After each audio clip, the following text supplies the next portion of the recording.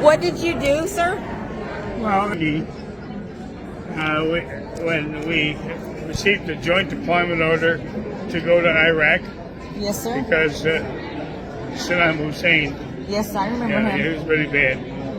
So the Joint Staff got together, Joint Chiefs of Staff got together, and came out with a joint deployment plan that had 9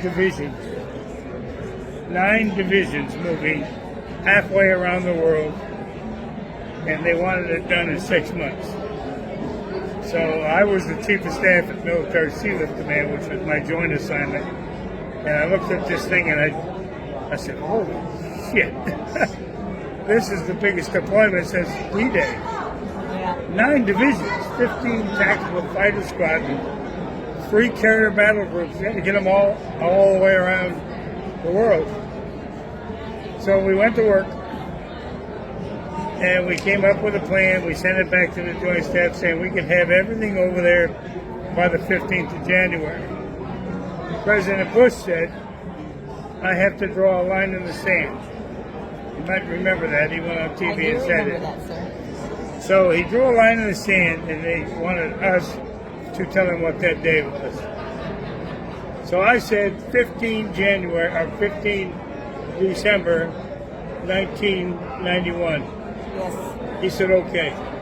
And Schwarzkopf, General, who was the CN commander, came back and said, bullshit, you can't possibly get all that stuff over there in 6 months.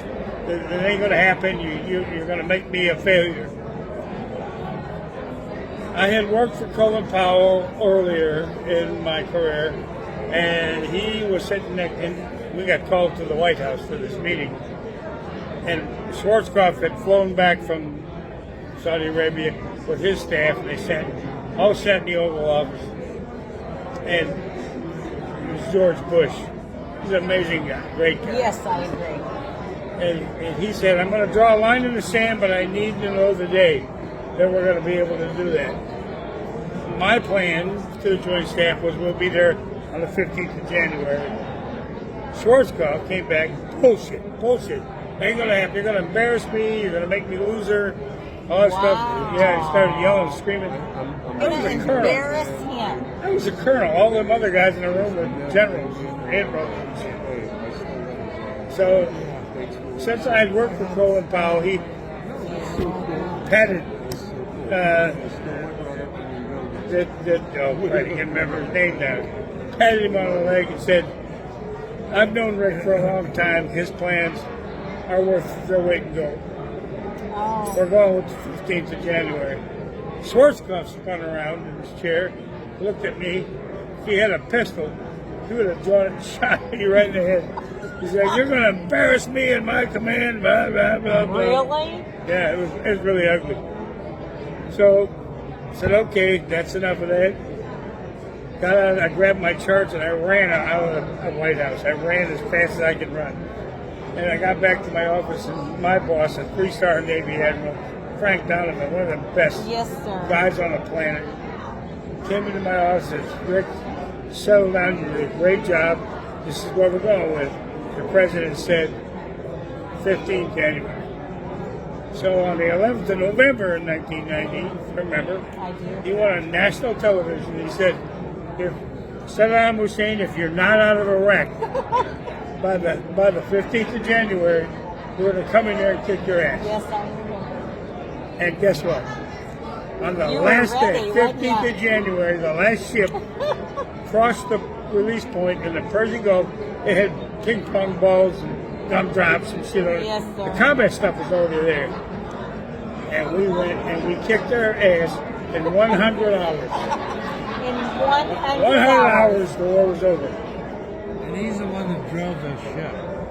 You drove the ship? Oh, yeah. Got all that shit over there in 6 months. 3.5 million tons of equipment. And what was the date again? 15 January 1991.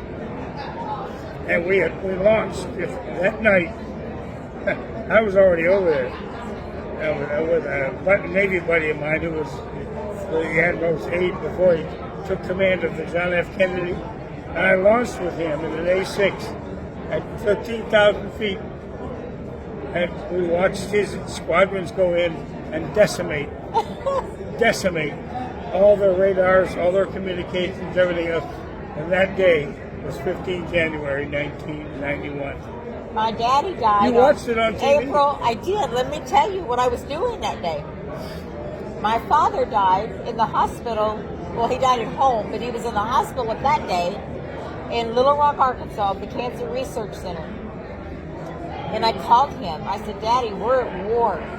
I said, I just saw the first televised image, and it was a truck going over a bridge that got blown up to detail on national television. Thank you. And my daddy and I had a conversation, and I drove to Little Rock, Arkansas that day and spent the day with my dad because we were at war, and I was scared to death. We had worked our budget. We moved 3.5 million tons of military equipment halfway around the world in 6 months. It's like For the 100 hours. Like the size of Rhode Island or something. The city of Canton, Ohio.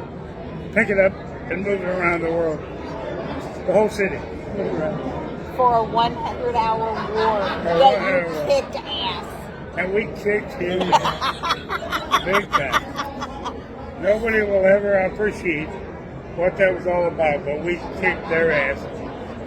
Nobody had any idea we What could did pull it you off. do the last couple hours of that? What was your thoughts and your feelings? It's funny you should ask that because my wife was pregnant with our second child, Yes, sir. and how do they work? I was on a link with her, and she was saying, "I'm having the baby tonight." Oh my God! She was with Father Montalban, the chaplain who ran the Catholic diocese for Fort Myer, Virginia. And she said, "I'm having a baby tonight." I said, "You can't have it tonight. I'll be back. I'm a little busy. I'm a little busy right now." And I was at 17,000 feet watching us take out Baghdad. And she had the birth of my son, Casey, during that time. And I didn't get to see him till like 6 weeks later. Yeah. And we still think about that. Wow.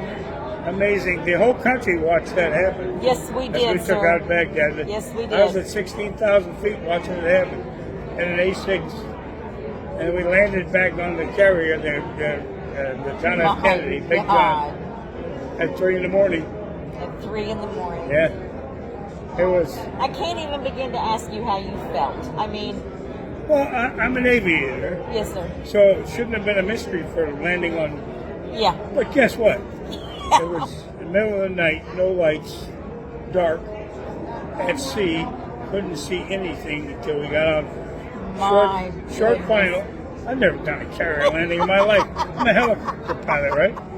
So we're coming on a short final, and I'm listening to radio contact. First turn to final, gear down, flap down, call the ball, all the commands. I still couldn't see the frickin' runway. There's no runway. Where's this? And finally, just about 700 meters out, poof, these little lights show up. There it comes. And there's the runway. And we're doing 160 knots, you know. I'm a helicopter. We don't land at 160 knots. We land at 0 That's knots. right. You So betcha. we're coming down at 160 knots. I see these little lights pop up. And then you look and see the runway's going. It's going like this. Now I got to land on that shit. Oh, my God. I peed my pants.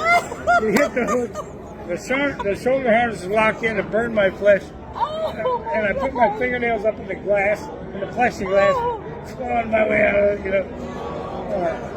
I was a wreck. And I said, I think I want my sons to do this. I'm done, yeah. Oh, I'm going to no. hand this off to somebody else. I can't do this shit anymore. It was awful. It was just awful. Oh, my goodness. Yeah. Can't thank you enough. That's insane. And we, we went in there 100 hours later, we won that damn war. You betcha. But 100 hours. In 100 hours. When you set it all up, when you got it all out to play and you were putting things in a line. Did you think it was going to end in 100 hours, or did you think it was going to take that long? I had a special incentive. My son, who was a first lieutenant with the 101st helicopter pilot, was over on my left flank to do the push equipment into Iraq. At the same time, we were my boss, a 3-star admiral, son was in the 1st Marine Division. We were going to cross over Kapchi and we're going to pincer them in. Our sons were going to war. He and I, the admiral and I, had a barge at Ottoman, with VIP barge, in the water. It was really nice. And we sat there that night drinking O'Doul's. And we convinced ourselves we were drunk. And we drank and drank and drank until we could cry. Because our sons were going. Our sons were launching the next day. Our little sons. Your little sons. Our little sons. And you knew. Oh, you yeah. knew Oh, what yeah. they were going to be Hell yeah, we wrote the experiencing. plan, for Christ's sakes, yeah. My son was with the 101st helicopter pilot going to the official to go up in. His son was a 2nd lieutenant in the 2nd Marine Division as they went across the Kapchi. We're the warriors. We're the 30-year combat guys. Yes, what are we doing sending our sons off to do that shit? We're crying like babies. Oh my And God. that was not alcohol, non-alcohol stuff. Yes, sir, non-alcohol. And we were crying. It was horrible. It all turned out perfect. I didn't know if I wanted to ask you It or all not. turned out, we went up that highway. The next day, I got on a Black Hawk and we flew up from Kapchi up that highway to Kuwait. What is the name of it? The name of the headquarters. The headquarters in Iraq, Baghdad. Yeah. Up that highway, right behind us came these A1s, and they laid that damn army to waste. On either side of that highway was just smoldering hulks of everything. They were all running. The Iraqis were running out of there on that highway. The A-10s came in and laid them to waste. We came in like 30 minutes behind them. Holy shit! I've never seen that kind of Devastating. Oh my! It was Instantly. amazing. Yeah, laid them to waste. Thank God, though. I mean, come on. Yeah. It was amazing. And my son and the kids in the 101st went around. They didn't have to go into Iraq. Thank God. No, they could have gone in there and had major.